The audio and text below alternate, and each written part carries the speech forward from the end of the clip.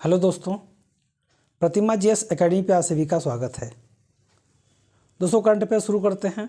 आप लोग लाइक करें, शेयर करें और जिन दोस्तों ने अभी तक हमारे चैनल को सब्सक्राइब नहीं किया है वो सब्सक्राइब कर लें। दोस्तों, 2 पॉइंट मैं आज लिया हूँ। कल भी मैंने 2 पॉइंट ही पढ़ाया था। अगले क्लास से 4 पॉइंट दूंगा, लेकिन ये 2 पॉइंट इतने महत्वपूर्ण हैं जिस पर मैं कुछ पृष्ठभूमि बताऊंगा और सिलचर महोत्सव के बारे में बताऊंगा। इसलिए केवल 2 पॉइंट आज मैंने लिया है। शुरू करते हैं। 15 अगस्त 1947 15 अगस्त 1947 को भारत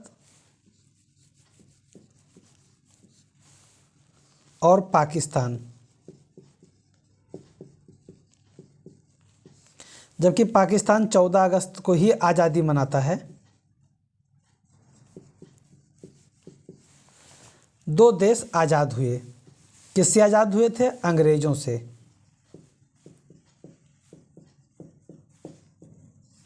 आज़ाद हुए। उस समय पूर्वी पाकिस्तान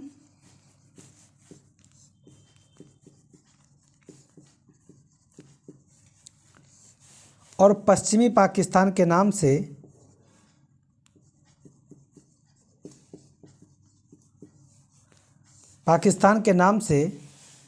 एक इस्लामिक स्टेट ऑफ पाकिस्तान बना था। 1971 में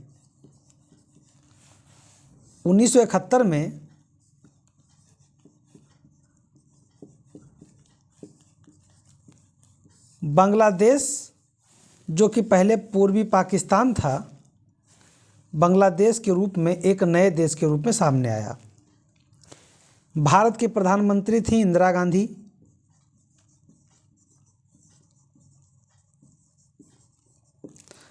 गांधी। इनके नेतृत्व में जब पश्चिमी पाकिस्तान यानी पाकिस्तानी सेना ने बांग्लादेशी जनता के ऊपर अत्याचार करना प्रारंभ किया और भारत पर कुछ जगह पर अटैक कर दिया गया था, हमला कर दिया गया था, तो इंदिरा गांधी गवर्नमेंट ने पाकिस्तान के 2 टुकड़े कर दिए थे और एक पूर्वी पाकिस्तान, जो वर्तमान में बांग्लादेश है, सामने आ गया था। बांग्लादेश के और हमारे असम और पश्चिम बंगाल का कुछ क्षेत्र ऐसे हैं जो सामाजिक और सांस्कृतिक रूप से समानता रखते हैं।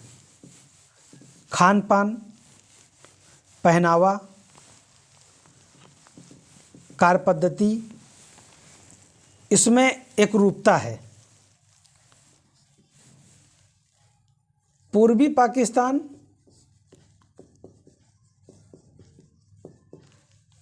मैं अभी बार बार पूर्वी पाकिस्तान इसलिए बोलूँगा क्योंकि जब भारत को स्वतंत्रता मिला तब पाकिस्तान को पूर्वी पाकिस्तान और पश्चिमी पाकिस्तान के रूप में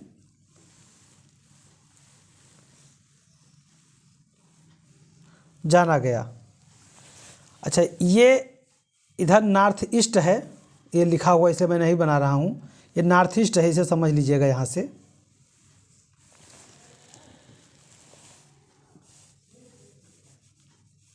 ये बांग्लादेश है और ये है आपका क्या, पाकिस्तानियों का पाकिस्तान। तो भारत ने जब बांग्लादेश को अलग कर दिया तो ये बॉर्डर जो है, ये बॉर्डर और ये बॉर्डर, ये जाना जाता है रेड क्लिफ रेखा।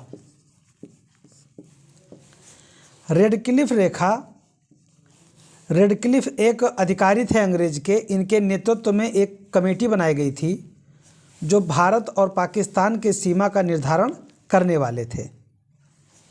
और इन्होंने जब सीमा का निर्धारण कर दिया तो बांग्लादेश की सीमा और पाकिस्तान की सीमा दोनों रेड क्लिफ के नाम से जानी जाती है। लेकिन यहाँ पे भारत का त्रिपुरा जो है, त्रिपुरा एक ऐसा राज्य है भारत का कि जो 3 तरफ से बांग्लादेश से घिरा हुआ है।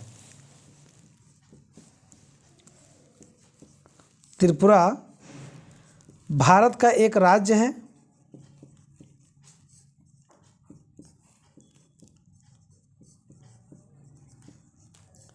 जो बांग्लादेश से 3 तरफ से घिरा हुआ है।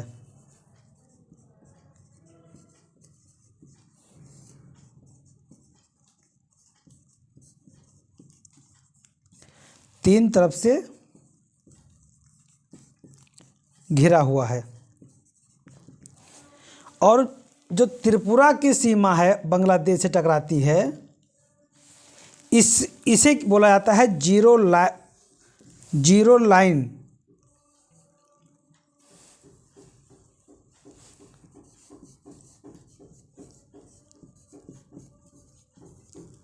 जीरो लाइन यानी, और सभी सीमा रेखा को रेड क्लिफ के नाम से जाना जाता है। इधर पाकिस्तान का तो रेड क्लिफ जाना ही जाता है, साथ ही बांग्लादेश के क्षेत्र को भी रेड क्लिफ सीमा के नाम से जाना जाता है। लेकिन जो ये त्रिपुरा है, त्रिपुरा बांग्लादेश के 3 तरफ से घिरा हुआ है और इसकी जो सीमा रेखाएं हैं ये जीरो लाइन के नाम से जानी जाती हैं। अब यहाँ पे असम का इस त्रिपुरा के ऊपर और मेघालय, यहाँ से मेघालय है, ये मेघालय है, और इधर पश्चिम बंगाल है, ये पश्चिम बंगाल है, इधर मेघालय हो गया, ये मेघालय है, और इधर असम, और त्रिपुरा और मेघालय के बीच में ये जो क्षेत्र पड़ता है यहाँ भी असम है। यानी असम का राज्य बड़ा है तो बांग्लादेश से सीमा लगता है।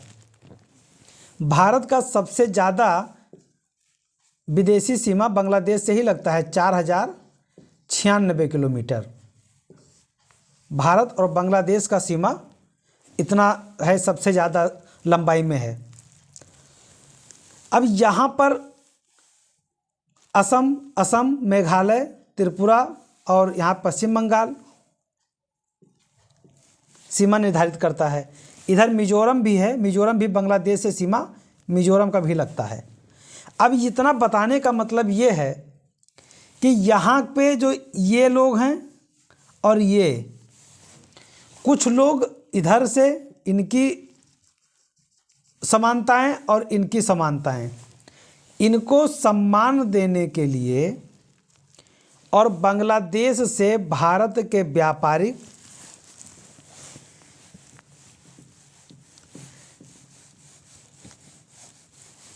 बांग्लादेश और भारत के द्विपक्षीय संबंधों को बढ़ाने के लिए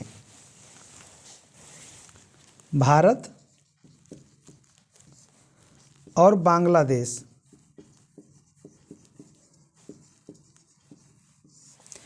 इनके द्विपक्षीय संबंध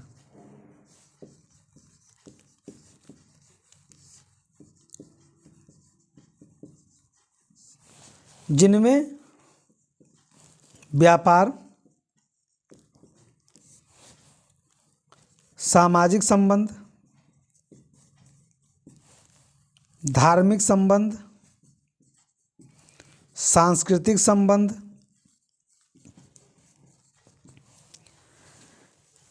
इनको बढ़ावा देने के लिए असम और बांग्लादेश का क्षेत्र सिलहट और सिलचर, सिलहट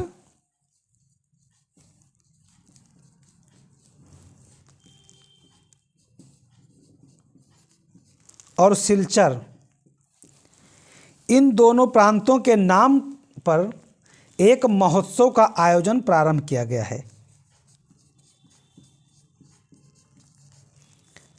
महोत्सव प्रारंभ किया गया है और इसमें क्या होगा, ये दोनों एक ही गांव थे।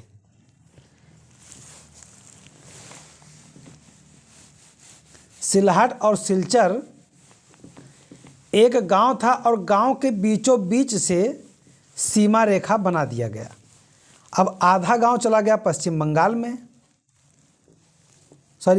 बांग्लादेश में, और आधा गांव भारत में रह गया। लेकिन दोनों लोगों के पहनावा, बात विचार, दोनों का आवागमन समान रहा, और उस समानता में आगे बढ़ाया जाना, साथ ही साथ कहा जाता है कि चार चांद लगना, यानी गतिविधियों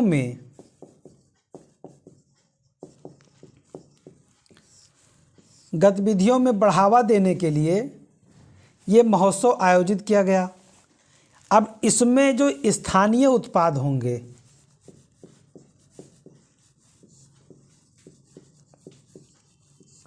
इसको बढ़ावा मिलेगा, और साथ ही साथ स्थानीय लोगों को रोजगार भी मिलेगा। भाई जब मेला लगेगा तो आवागमन भी सुलभ होगा, और जब आवागमन सुलभ होगा, लोग एक दूसरे स्थानीय उत्पादों को तवज्जो देंगे तो रोजगार बढ़ेगा, पैसा बढ़ेगा और आत्मनिर्भरता बढ़ेगी। आत्मनिर्भरता बढ़ेगी तो दोनों देशों के मध्य संबंध को बनाने के लिए सिलहट और सिलचर, ये दो ज़िले हैं, एक असम का है और एक बांग्लादेश का है, दोनों के नाम पर महोत्सव का नाम रखा गया। इंडिया फाउंडेशन के द्वारा इस महोत्सव का आयोजन किया जा रहा है। असम के सिलचर शहर में 2 से 3 दिसंबर को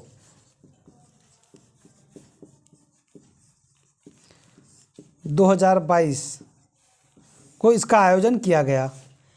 अब सिलचर अगर असम का है, सिलचर असम का है, असम मतलब भारत, और सिलहट बांग्लादेश का है, सिलहट बांग्लादेश का है, और इस दोनों को मिला करके सिलहट सिलचर महोत्सव के नाम से आयोजित हुआ। भारत और बांग्लादेश के बीच कई समानताएं विद्यमान हैं, और संबंध को और साझा विकास को बढ़ावा देने के लिए यह महोत्सव आयोजित किया गया है।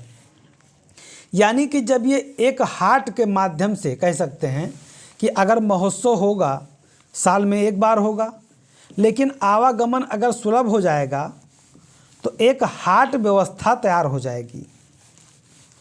हाट व्यवस्था क्या होता है? आप लोग सामान्य भाषा में सुनते होंगे, या अगर किसी का संबंध गांव से होगा, मुझे लगता है गांव से संबंध लगभग लोगों का होता है, वहाँ पे सामान्य भाषा में बोलते हैं कि बाजार हाट।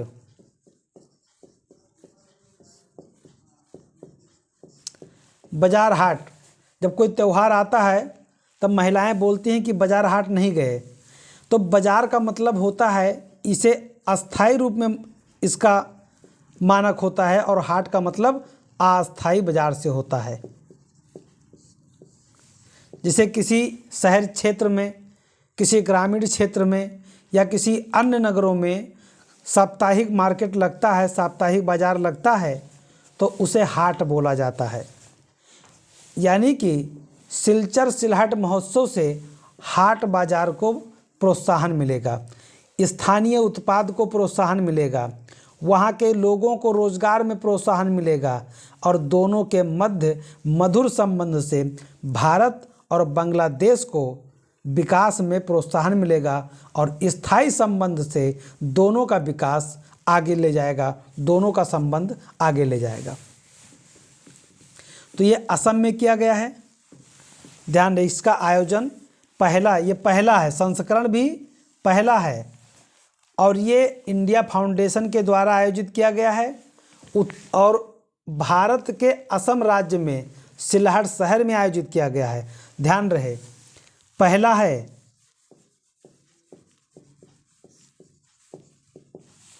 आयोजन असम में किया गया है,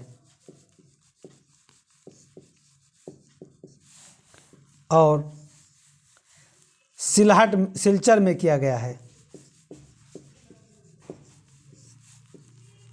सिलचर में किया गया है। भारत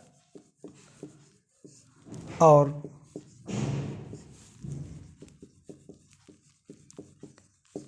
बांग्लादेश के बीच किया गया है। बस इतने पॉइंट आपको याद रखने हैं।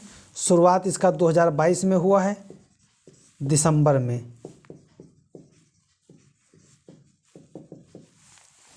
बस इतने पॉइंट रखने हैं। अगला पॉइंट है, श्री श्री रविशंकर को अमेरिका में पुरस्कार दिया गया है, सम्मानित किया गया है। अब ये महोदय क्या हैं?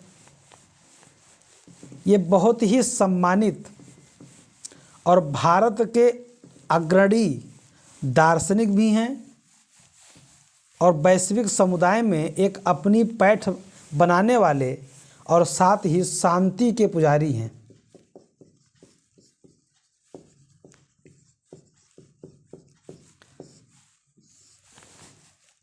श्री श्री रविशंकर जी आर्ट ऑफ लिविंग के संस्थापक हैं। आर्ट ऑफ लिविंग के ये संस्थापक हैं। आर्ट ऑफ लिविंग में लोगों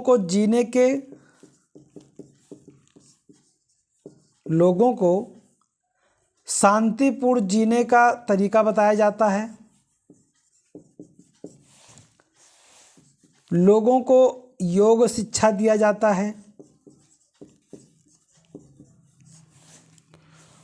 लोगों को एक दूसरे के प्रति व्यवहार कैसा हो, कुल मिलाकर के जीवन जीने का सही आधार बताया जाता है आर्ट ऑफ लिविंग में। यानी एक दूसरे के साथ किस तरह से सम्मानित भाव के साथ रहा जाए, ये श्री श्री रविशंकर जी के वैश्विक सपने के रूप में दर्शाया गया है, जो कि वो पूरा विश्व को एक आधार स्तंभ के रूप में और एकता के प्रतीक के रूप में देखते हैं। आर्ट ऑफ लिविंग के संस्थापक श्री श्री रविशंकर जी को national civil rights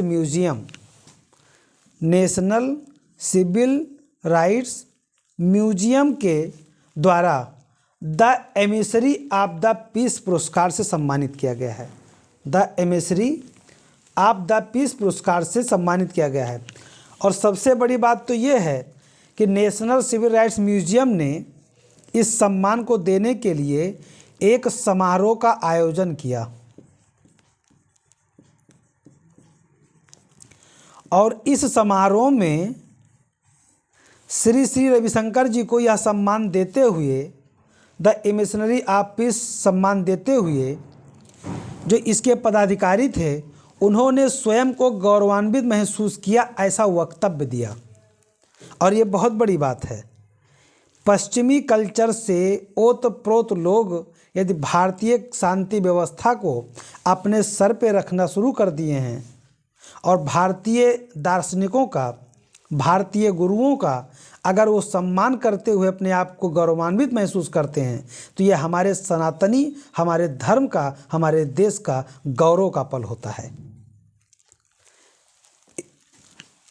the emissary of the peace पुरस्कार से सम्मानित किया गया।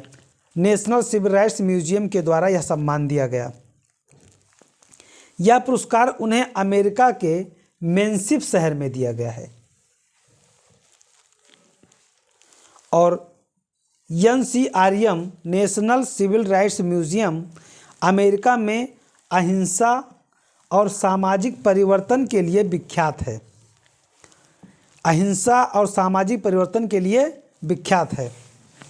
दोस्तों, अगर कोई भी व्यक्ति अहिंसा को मानेगा, प्रेम को मानेगा, सद्भावना को मानेगा, तो वो हिंदुस्तान की जो गुरु परंपरा है, हिंदुस्तान की जो सनातनी परंपरा है, परंपरा के रूप में स्वीकार करेगा। हमारे यहाँ से कोई भी जब धर्मगुरु किसी वैश्विक समुदाय पे जाता है तो उसका सम्मान करना आज के दौर में लोगों की बाध्यता हो जाती है। क्योंकि कोई आपको यूं ही तो सम्मान नहीं देगा। जहाँ की कल्चर ईसाइयत की हो, जहाँ के कल्चर एक दूसरे के प्रति हिंसा भाव रखने की हो, अगर वहाँ की कल्चर, वहाँ की सांस्कृतिक व्यवस्थाएं भारतीय गुरुओं का सम्मान करें, तो एक वैश्विक गुरु बनने के भारत का जो दौर है वो अपने मार्ग पर चल रहा है, ये साबित हो रहा है। 2047 तक भारत को विश्वगुरु बनाने का जो सपना है, वो सपना केवल राजनीतिक महत्वाकांक्षाओं से नहीं पूरा होगा। वो सपना केवल कुछ मात्र इंजीनियर डॉक्टर के चले जाने से विश्व में नहीं पूरा होगा। उसमें सभी भारतीयों को, चाहे वो धार्मिक नेता हों, चाहे वो बौद्धिक नेता हों, चाहे वो राजनीतिक नेता हों या अन्य किसी प्रकार के सामाजिक कार्यकर्ता हों, सबका सहयोग होना बहुत आवश्यक है। जब 1893 में शिकागो में विवेकानंद जी गए थे, तभी उन्होंने हिंदुत्व का, और यहाँ पर जब मैं हिंदुत्व बोलूँ इसका मतलब भारतीयता समझिएगा। यहाँ हिंदुत्व का मतलब केवल हिंदू से नहीं है। हिंदू कोई धर्म के रूप में नहीं, एक संस्कार के रूप में है। तो जब स्वामी विवेकानंद जी ने अपने वक्तव्यों से वहाँ के लोगों को मजबूर कर दिया था, और वहाँ के कुछ पत्रिकाओं ने और कुछ लोगों ने ये साफ संदेश कर दिया था कि भारत जैसे देश में जहाँ पर स्वामी विवेकानंद जैसे लोग रहते हों, वहाँ पे ईसाई धर्म प्रचारक भेजना किसी मूर्खता से कम नहीं है।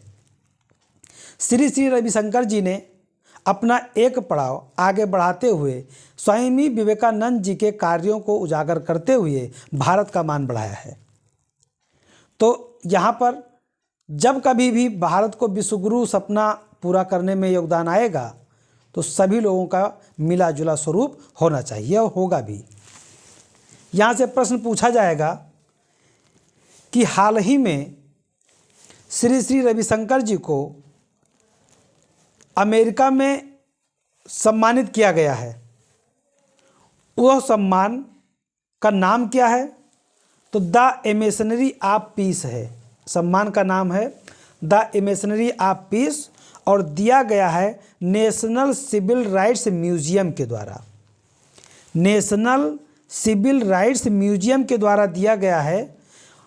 ये भी एक प्रश्न बनेगा कि किसके द्वारा दिया गया है, और ये भी पूछ सकता है कि आर्ट ऑफ लिविंग के संस्थापक कौन हैं। आर्ट ऑफ लिविंग के संस्थापक हैं श्री श्री रविशंकर जी। और ध्यान रहे कि 2016 से आर्ट ऑफ लिविंग बहुत तेज़ी से आगे बढ़ रहा है। और NCRM national civil rights museum क्या है? तो अहिंसा और सामाजिक परिवर्तन के लिए विख्यात है, यानी कि ये अहिंसा के रूप में सामाजिक एकता को बढ़ावा देने में काम कर रहा है। तो दोस्तों, मैं अपने क्लास को यहाँ पे समाप्त करता हूँ। धन्यवाद। जय हिंद, जय भारत।